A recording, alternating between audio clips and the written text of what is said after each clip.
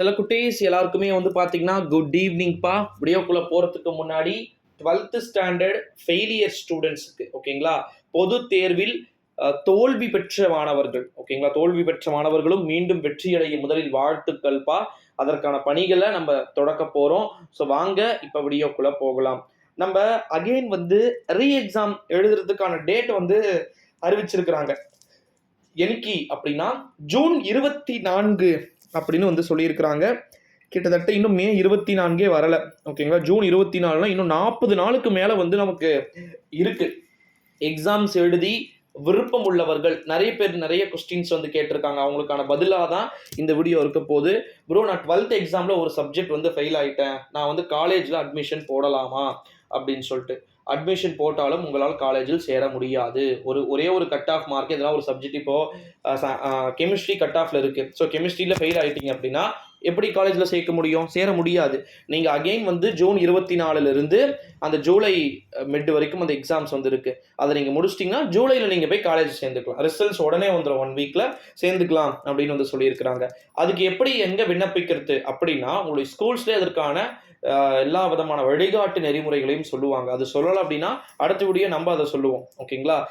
முதற்கட்டமாக மே 16ஆம் தேதியிலிருந்து ஜூன் மாதம் முதல் வாரம் வரைக்குமே வந்து பார்த்தீங்கன்னா ஜூன் மந்த்து 12th ஸ்டாண்டர்ட் ஓகேங்களா அரியர் எக்ஸாம் அப்படின்னே வந்து சொல்லலாம். அரியர் எக்ஸாமை பொறுத்த வரைக்கும் ஏகப்பட்ட விதமான அறிவிப்புகள் இருக்கு. இப்போ நீங்க எழுத போறதும் கிட்டத்தட்ட அரியர் எக்ஸாம் மாதிரி தான் ஓகேங்களா. அதாவது சிறப்பு துணை தேர்வுகள் ஜூன் மாதம் நடைபெற போகிறது. ஜூன் 24 நம்ம என்ன நினைச்சோம், ஜூன் ஃபர்ஸ்ட் வீக்கே வந்து நடத்திடுவாங்கன்னு பார்த்தோம். பட் ஆனால் நிறைய டைம் கொடுத்துருக்காங்க. நான் நினைச்சதை விடவே வந்து பார்த்தீங்கன்னா கிட்டத்தட்ட 20 நாள் டைம் எக்ஸ்ட்ராவே கொடுத்துருக்காங்க. ஸோ அதனால சரியா படிக்கலாம். ஒரு 1-2 சப்ஜெக்ட்லாம் ஃபெயில் ஆகிருக்கக்கூடிய ஸ்டூடெண்ட்ஸாக நீங்கள் இருந்தீங்கன்னா தயவு செஞ்சு வந்து பார்த்தீங்கன்னா நீங்கள் இமிடியட்டாக வந்து பாஸ் ஆகிவிட வேண்டும். இந்த ஒரு சூழ்நிலையிலே ஒரு பாடம் 2 பாடம் எடுத்துட்டு இருக்கக்கூடிய ஸ்டூடெண்ட்ஸ் வந்து பார்த்தீங்கன்னா எல்லாத்தையுமே அழகாக வந்து முடிச்சுக்குமாறு சொல்கிறோம். அது மட்டும் இல்லாமல் வரப்போகிற எக்ஸாமுக்கு இம்பார்ட்டன்ட் கொஸ்டின்ஸ்லேருந்து எல்லாத்தையுமே வந்து நம்ம சேனலின் சார்பாக வந்து நம்ம அப்டேட் பண்ண போகிறோம் ஓகேங்களா. நீங்கள் பயப்பட வேண்டிய அவசியம் அப்படின்றதே வந்து கிடையாது. தமிழுக்கு important questions, new syllabus or old syllabus தான்ப்பா. நியூ சிலபஸ்லாம் கொடுத்தாங்கன்னா எப்படி 40 நாள் உங்களுக்கு யார் கைட் பண்ணுவா? ஒரே ஒரு மாடல் கொஸ்டின் பேப்பர் கூட இருக்காது, எப்படி எழுதுவீங்க?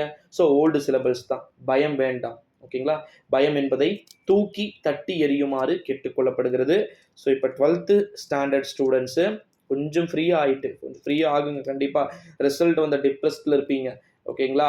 ஒரு 15ஆம் தேதி வரைக்கும் ஃப்ரீயாக ஆகிட்டு 16ஆம் தேதியிலேருந்து மறுநாளே என்ன ஆகுது, ரீ எக்ஸாமுக்கு அப்ளை பண்ணலாம், நம்ம விண்ணப்பிக்கலாம் ஓகேங்களா, மறுதேர்வுக்கு. ஸோ அதை பண்ண ஸ்டார்ட் பண்ணிட்டீங்கன்னா 16ஆம் தேதியிலேருந்து நான் வீடியோ போட ஆரம்பிச்சிருவேன்.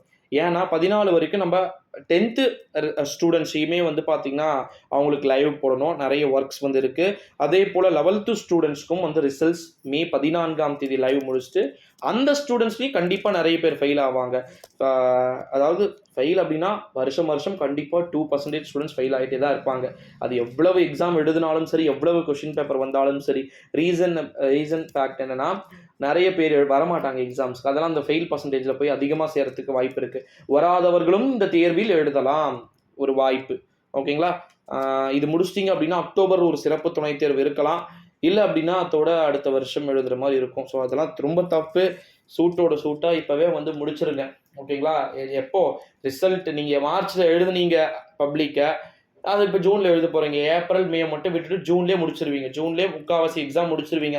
லாங்குவேஜில் எதனா மிஸ்டேக் இருக்கா, லாங்குவேஜில் எதனா வந்து நான் ஃபெயில் ஆகியிருக்கேன் ப்ரோ, எனக்கு ரொம்ப ஃபியரபுளாக இருக்குது அப்படின்னு நீங்கள் ஃபீல் பண்ணிங்கன்னா இம்மிடியட்லி நீங்கள் வந்து அதுக்கான ஆக்ஷன்ஸ் வந்து நீங்கள் எடுக்கலாம் அப்படின்னே வந்து சொல்லிக்கிறேன்.